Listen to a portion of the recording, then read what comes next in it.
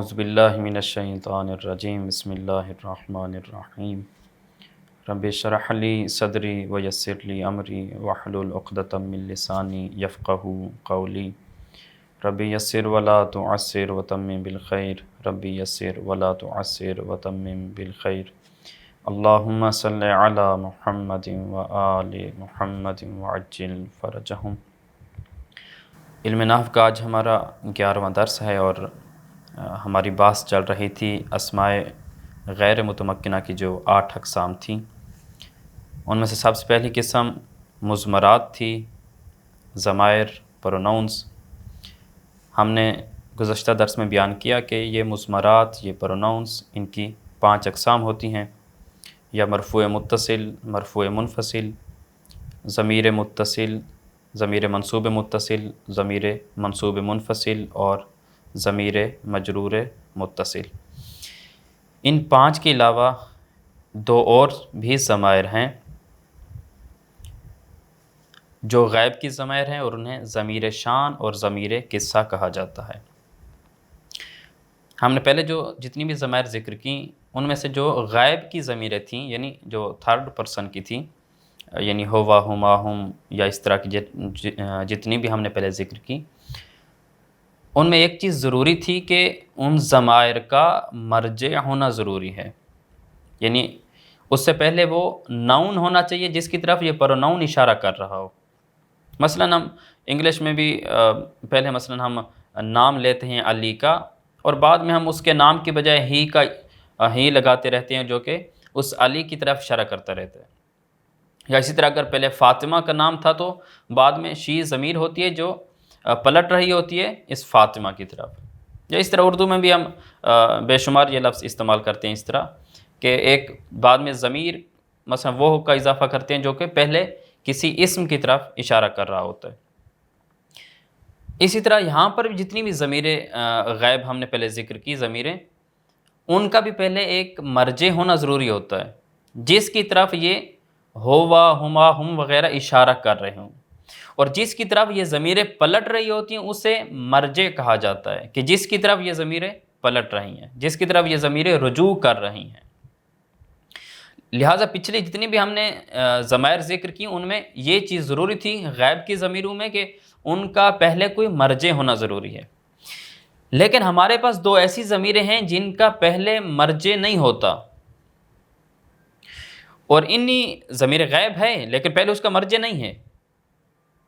لہٰذا ایسی ضمیر غیب جس کا پہلے مرجع نہ ہو، یہ ضمیر غیب اگر مذکر کی ہو تو اسے ضمیر شان کہا جاتا ہے، اور اگر مؤنث کی ہو تو اسے ضمیر قصہ کہا جاتا ہے۔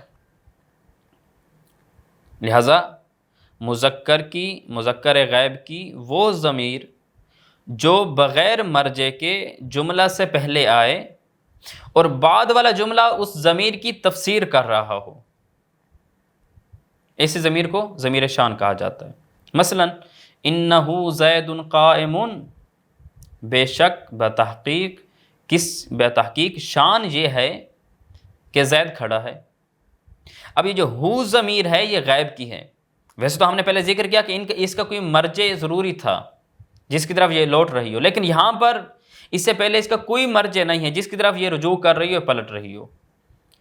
لہٰذا ایسی ضمیر شان کہلاتی ہے۔ اب اس کے بعد جملہ آیا ہے زید قائم، جو ہو ضمیر کی تفسیر کر رہا ہے، تشریح کر رہا ہے کہ بتحقیق شان یہ ہے کہ جس چیز کے بارے میں بات کی جا رہی ہے وہ بات یہ ہے کیا کہ زید کھڑا ہے۔ اب زید قائم نے ہو ضمیر کی تفسیر کی ہے، لہٰذا ایسی ضمیر کو ضمیر شان کہا جاتا ہے۔ لیکن اگر یہی ضمیر مؤنث کی ہو جو اس کے پہلے مرجع بھی موجود نہ ہو اور بعد والا جملہ اس ضمیر کی تفسیر کر رہا ہو تو ایسی ضمیر کو ضمیر قصہ کہا جاتا ہے۔ فرق نہیں ہے ضمیر شان اور قصہ میں، فقط اور فقط یہی ہے کہ ضمیر شان میں ضمیر مذکر کی ہوتی ہے، ضمیر قصہ میں ضمیر مؤنث کی ہوتی ہے۔ مثلا انہا زینب قائمۃ، بتحقیق قصہ یہ ہے کہ زینب کھڑی ہے۔ اب ہا ضمیر یہاں پر غیب کی ہے، ویسے تو اس کا مرجع ضروری تھا جس کی طرف یہ رجوع کر رہی ہو، پلٹ رہی ہو، لیکن یہاں پر اس سے پہلے کوئی مرجع موجود نہیں ہے اس ضمیر کا، لہٰذا یہ ضمیر کون سی ہوئی؟ ضمیر قصہ.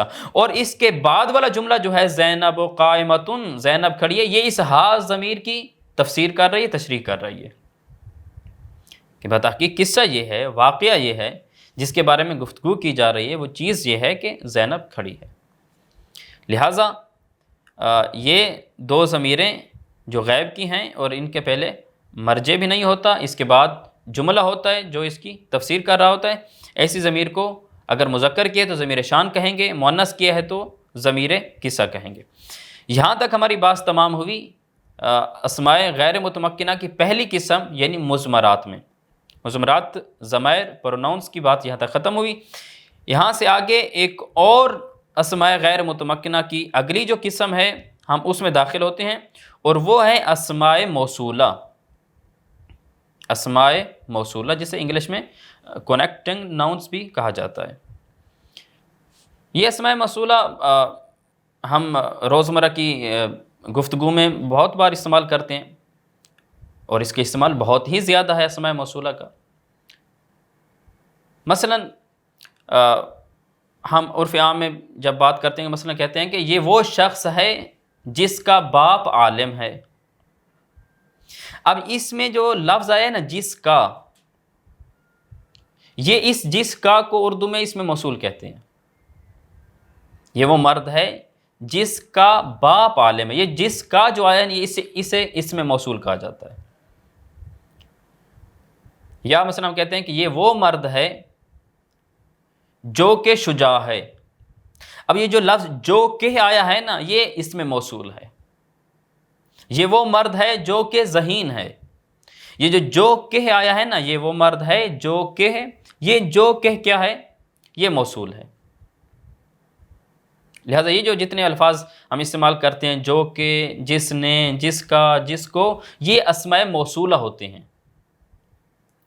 اسی طرح ہم انگلش میں بھی استعمال کرتے ہیں. مثلا ہم کہتے ہیں کہ I saw a man who was intelligent. اب یہ جو ہو آیا ہے نا میں نے ایک مرد کو دیکھا جو کہ ذہین تھا. اب یہ ہو آیا ہے جو کہ کے معنی میں یہ اس میں موصول ہے. لہٰذا یہ ہم روزمرہ کی زندگی میں بہت مرتبہ استعمال کرتے ہیں. انہیں اسماء موصولہ کہا جاتا ہے. یہ اسماء موصولہ ہم اگر اس کی تعریف یہ کرنا چاہیں تو تعریف کی یوں کریں گے کہ اس میں موصول وہ اسم ہوتا ہے جو اپنے صلہ کے ساتھ مل کر جملے کا جز واقع ہوتا ہے. یعنی یہ فقط یہ اس میں موصول جملے کا جز واقع نہیں ہوتا، بلکہ اس کے بعد جو جملہ ہوتا ہے اس کے ساتھ مل کر یہ جملے کا جز واقع ہوتا ہے. مثلا یہی جو میں نے مثال پیش کی کہ ہم کہتے ہیں عرف عام میں کہ یہ وہ مرد ہے جو کہ ذہین ہے. اگر بات ہم جو کہ پر ختم کر دیں اور آگے جو جملہ ہے ذہین ہے یہ ہم ختم کر دیں، جو کہ پر روک دیں جملے کو، تو یہ فقط جو کہ جو اس میں موصول ہے یہ فقط جملے کا جز واقع نہیں ہوتا، اس سے جملہ تمام نہیں ہوتا، بلکہ اس کے ساتھ اگلے جملے کا ہونا بھی ضروری ہوتا ہے. وہ کیا؟ جو کہ کے بعد ذہین ہے. اب جب ذہین ہے ملے گا، جو کہ ذہین ہے، یہ جب اکٹھا ملے گا اس میں موصول اپنے بعد والے جملے کے ساتھ ملے گا تو یہ مل کر جملے کا جز واقع ہوتے ہیں. کہ جو پہلا ایک جز پہلا تھا، پہلا جز کون سا؟ کہ یہ وہ مرد ہے. دوسرا جز کون سا ہوگا؟ جو کہ ذہین ہے. لہٰذا اس میں موصول اکیلا جز واقع نہیں ہوتا جملے کا، بلکہ اپنے بعد والے جملے کے ساتھ مل کر جملے کا جز واقع ہوتا ہے. اور یہ جو بعد والا جملہ ہوتا ہے نا، جو کہ کے بعد جو جملہ ہے ذہین ہے، یہ جو جملہ ہے اس جملے کو صلہ کہا جاتا ہے عربی زبان میں. لہٰذا موصول اور صلہ مل کر جملے کا جز واقع ہوتے ہیں. یا مثلا میں کہتا ہوں یہ وہ مرد ہے جس کا باپ عالم ہے. اب اس میں موصول کون سا ہے؟ جس کا. آگے جملہ کیا ہے؟ صلہ کیا ہے؟ باپ عالم ہے.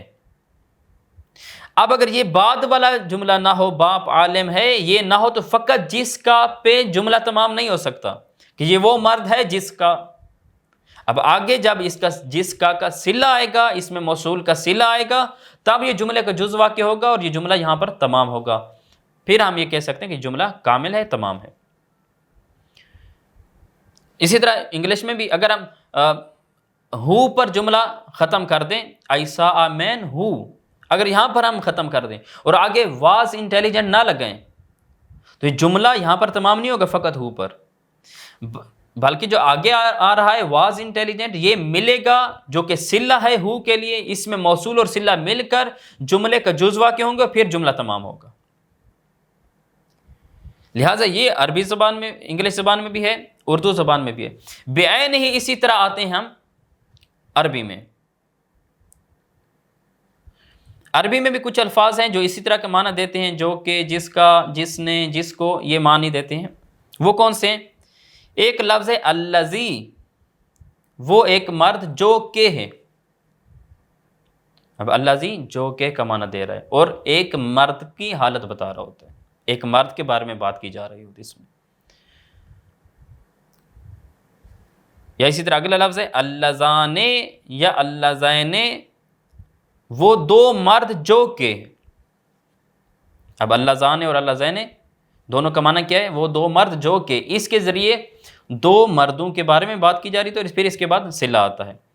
اور ہم نے پہلے بھی ایک چیز بیان وہاں پر کی کہ موصول صلہ کے ساتھ مل کر جملے کا جز واقع ہوتا ہے، اور پھر جو بعد والا جملہ تو اس میں ایک ضمیر ہوتی ہے جو اس میں موصول کی طرف پلٹ رہی ہوتی ہے، اس میں موصول کے صلہ میں ایک ضمیر ہوتی ہے جو اس میں موصول کی طرف لوٹ رہی ہوتی ہے۔ مثلا یہی الذی کی مثال ہے، الذی، میں جملہ بناتا ہوں کہ رأیت الذی نصرک، میں نے اس مرد کو دیکھا جس نے تمہاری مدد کی۔ اب الذی کا معنی کیا ہے؟ جس نے، اب جس نے کیا، اس میں موصول ہے، الذی اس میں موصول ہے، اس کے بعد جملہ خبریہ ہے وہ ہے ناصرہ کا، اس ناصرہ کا میں، ناصرہ میں ہوا ضمیر ہے جو الذی کی طرف لوٹ رہی ہے، لہذا رائے تو جملے کا ایک جز ہے، الذی اس میں موصول تنہا جملے کا جز نہیں ہوتا، اس کے بعد والا جملہ کا جو کہ صلہ ہے الذی کے لیے، جب یہ موصول اور صلہ آپس میں ملیں گے تو رعایتوں کے لیے تب یہ دوسرا جز بنے گا، اور یہ دونوں جز مل کر جملے کو کامل اور تمام کریں گے۔ لہٰذا رأیت الذی نصرک، میں نے اس مرد کو دیکھا جس نے تمہاری مدد کی۔ یا اللذان اللذین، مثلا جاء اللذان نصرک، میرے پاس وہ دو مرد آئے جنہوں نے تمہاری مدد کی۔ اب جنہوں نے جو ہے یہ اللذان ہے، یہ اس میں موصول ہے۔ اب اس کے بعد ناصرک، جن دو نے تیری مدد کی، اب ناصرہ میں ہما ضمیر ہے جو اللذان کی طرف پلٹ رہی ہے، اس میں موصول کی طرف، صلہ میں ضمیر ہے ہما جو کہ اللذان کی طرف لوٹ رہی ہے۔ یا اسی طرح رأیت اللذین نصرک، میں نے ان دو مردوں کو دیکھا جنہوں نے تیری مدد کی۔ اب اللذین جنہوں نے، یہ اس میں موصول ہے، ناصرک، ناصرہ میں ہما ضمیر ہے جو کہ صلہ ہے ناصرک، یہ ناصرک اللذین کا صلہ ہے تو ہما ضمیر اس میں موصول اللذین کی طرف لوٹ رہی ہے۔ اسی طرح الذین کا معنی کیا ہے؟ وہ سب مرد جو کہ، یہ اس میں موصول ہے۔ مثال ہے کہ جاء الذین نصروک، وہ سب مرد آئے جنہوں نے آپ کی مدد کی۔ اب جنہوں نے کیا ہے؟ اس میں موصول ہے الذین، اور اس کا صلہ کیا ہے؟ ناصروک، یہ الذین کا صلہ ہے، اور اس ناصرو میں ہم ضمیر ہے جو کہ الذین اس میں موصول کی طرف لوٹ رہی ہے۔ اسی طرح اگلی مثال اللتی، یہ اس میں موصول ہے۔ اللتی کا کیا معنی ہے؟ وہ ایک عورت جو کہ یا جس نے یا جس کو یا جس کا، یہ کوئی بھی معنی اس کا ہم کر سکتے ہیں۔ اس کی مثال ہم پیش کرتے ہیں کہ رأیت اللتی نجحت فی الامتحان، میں نے اس خاتون کو دیکھا جو امتحان میں کامیاب ہوئی۔ اب اللتی یہ اس میں موصول ہے، نجحت فی الامتحان یہ اللتی کا صلہ ہے۔ اب اس صلہ میں یعنی نجحت میں ہے یا ضمیر ہے جو اللتی اس میں موصول کی طرف لوٹ رہی ہے، اور یہ موصول صلہ دونوں مل کر ایک جملے کا جز بنیں گے، اور پھر رعایتوں کے ساتھ مل کر ایک جملہ جملے کو کامل کریں گے۔ یا اگلی مثال ہے اللہ تعانے یا اللہ تعانے، جس کا معنی کیا ہے؟ وہ دو عورتیں جو کہ، یا جنہوں نے، یا جن کا کوئی بھی معنی ہم کر سکتے ہیں۔ مثال پیش کرتے ہیں کہ نجحت اللتان تدرسان فی المدرسۃ، کہ وہ دو عورتیں کامیاب ہوئیں جو مدرسہ میں پڑھتی ہیں۔ اب اللتان یہ اسم موصول ہے، جو کہ مدرسہ میں پڑھتی ہیں، اللتان اسم موصول ہو گیا۔ تدرسان فی المدرسہ، یہ مدرسۃ یہ جملہ ہے، یہ جملہ صلہ ہے اللہ تعالی کے لیے۔ اس صلہ میں ایک ضمیر ہے، وہ کون سی؟ ہما، جو اللہ تعالی کی اسم موصول کی طرف لوٹ رہی ہے۔ لہٰذا یہ صلہ اور موصول مل کر ناجحت کے لیے دوسرا جز بنے گا جملہ کا، اور پھر جملہ تمام ہوگا۔ اسی طرح اللاتی یا اللواتی،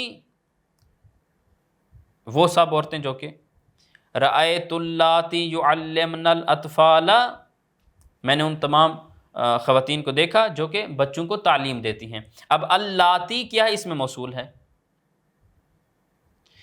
یعلمن الاطفال یہ صلہ ہے، یہ صلہ اپنے موصول کے ساتھ مل کر یہ رعایتوں کا دوسرا جز بنے گا۔ اور یعلمنا میں ہن ضمیر ہے جو اللاتی اسم موصول کی طرف لوٹ رہی ہے، اور پھر موصول صلہ مل کر جملے کا دوسرا جز بنے گا، اور پھر جملہ تمام ہوگا۔ یا اس طرح اگلا اسم ہے، اسم موصول وہ ہے ما، جو عموماً غیر ذوی العقول کے لیے استعمال ہوتا ہے۔ مثلا وہ چیز جو کہ، مثلا رأیتو ما ارسل الیک، جو آپ کی طرف بھیجا گیا میں نے اسے دیکھا۔ اب ما ارسل، جو آپ کی طرف بھیجا گیا، جو چیز آپ کی طرف بھیجی گئی۔ اب یہ ما موصول ہوا، ارسل الیک اس کا صلہ ہے، اور اس صلہ میں ارسلہ میں ہوا ضمیر ہے جو ما کی طرف اسم موصول کی طرف لوٹ رہی ہے۔ پھر یہ موصول صلہ دونوں مل کر جملے کا دوسرا جز بنیں گے، اور پھر جملہ تمام ہو جائے گا۔ اسی طرح اگلا جو اسم موصول ہے وہ ہے من، وہ شخص جو کہ، مثلا اکرم من اکرمک، جو آپ کی عزت کرے تو بھی اس کی عزت کر۔ من اکرم، جو شخص، من اسم موصول ہے، اکرمک یہ ایک صلہ ہے من کے لیے، اس صلہ میں ایک ضمیر ہے، اکرمہ میں ہوا ضمیر ہے جو من کی طرف لوٹ رہی ہے۔ اب یہ موصول اور صلہ مل کر اکرم کے لیے دوسرا جز، جملے کے لیے دوسرا جز بنے گا، اور پھر جملہ تمام ہوگا۔ یا اسی طرح اگلا جو اسم موصول ہے وہ ایون، وہ مرد جو کہ، یہ بھی الذی کا معنی دیتا ہے، وہ مرد جو کہ، مثلا ہم کہتے ہیں احترم ایہم ہوا مجد فی عملہ، ان میں سے اس شخص کا احترام کر جو اپنے عمل میں جدی ہے، سنجیدہ ہے، اپنے کام میں سنجیدہ ہے، اس کا احترام کر۔ اب یہاں پر ایہ کیا ہے؟ یہ اسم موصول ہے، اور بعد میں اس کا صلہ آیا ہے، اور یہ موصول صلہ مل کر جملہ کا دوسرا جز ہے، پھر جملہ تمام ہوگا۔ اگلا جز ہے اسم موصول کا ایتن، وہ عورت جو کہ، مثلا احترم ایتہن ہی مجدۃ فی عملہا، ان خواتین میں سے اس خاتون کا احترام کر جو اپنے کام میں سنجیدہ ہے۔ اب ایت جو ہے، ایتا یہ کیا ہے؟ اسم موصول ہے۔ اب یہ اسم موصول اپنے بعد والے صلہ کے ساتھ مل کر جملے کا جز بنتے ہیں، اور پھر جملہ تمام ہوتا ہے۔ اس کے بعد اگلا اسم موصول ہے الف لام، جو الذی کے معنی میں ہوتا ہے۔ مثلا رأیت الضارب یا المضروب، اب یہ الضارب میں الف لام آیا ہے، یا المضروب میں الف لام آیا ہے، یہ جو الف لام شروع میں آیا ہے، یہ الف لام گویا کہ الذی کے معنی میں ہے، یعنی رأیت الذی ضرب، یا المضروب رأیت الذی ضرب، تو لہٰذا میں نے اس شخص کو دیکھا جس نے مارا، یا رأیت المضروبہ میں نے اس شخص کو دیکھا جسے مارا گیا۔ اب ان اسم فاعل الضارب میں اور اسم مفعول المضروب میں جو الف لام آئی ہے، یہ الذی کے معنی میں ہے، اور یہ گویا کہ الف لام اسم موصول ہے اور الذی کے معنی میں ہے۔ اس کے بعد جو آخری ہے اسم موصول وہ ہے ذو، جو کہ الذی کے معنی میں ہے۔ مثلا جاء ذو ناصرک، یہ ایسے ہی ہے جیسے کہ جاء الذی ناصرک، وہ شخص ہے جس نے آپ کی مدد کی۔ اب یہ ذو اللذی کے معنی میں یہ بھی اسم موصول ہے. اب یہ اسم موصول اور صلہ یہ دونوں مل کر یہ جملے کا دوسرا جز ہے، پھر جملہ تمام ہو رہا ہے. اور اس طرح جو ذو ناصرہ کا میں ضمیر ہے جو کہ ذو کی طرف لوٹ رہی ہے، لہٰذا یہ بھی اسم موصول ہے، اور اسم موصول اپنے صلہ کے ساتھ مل کر ایک جملے کو کامل کر رہا ہے. لہٰذا یہ سب تھے اسماء موصولہ جو کہ اپنے بعد والے صلہ کے ساتھ مل کر جملے کو تمام کرتے ہیں. اب ان جتنے بھی اسماء موصولہ ہیں ہم نے ذکر کیے، ان میں سے دو ایسے ہیں جو معرب ہیں، باقی سب مبنی ہیں. کون سے معرب ہیں؟ یہ ایون اور ایتن، یہ دو معرب ہیں، یعنی ان کے آخری حرف کی حرکت بدلتی رہتی ہے، باقیوں کے آخری حرف کی حرکت نہیں بدلتی. مثلا احترم ایہم، اب ایہ پہ زبر ہے، ایوب پہ پیش بھی، یہاں پر یا پر پیش بھی آ سکتی ہے. اسی طرح ایاتا میں تا پر زبر ہے، زیر بھی آ سکتی ہے، پیش بھی آ سکتی ہے. تو یہ معرب ہے، ان کے آخری حرف کی حرکت بدلتی رہتی ہے، جبکہ باقی جو اسماء موصولہ ہیں وہ معرب نہیں ہیں، وہ مبنی ہیں، ان کے آخری حرف کی حرکت تبدیل نہیں ہوتی. لہٰذا اسم موصول کی تعریف کیا ہوئی؟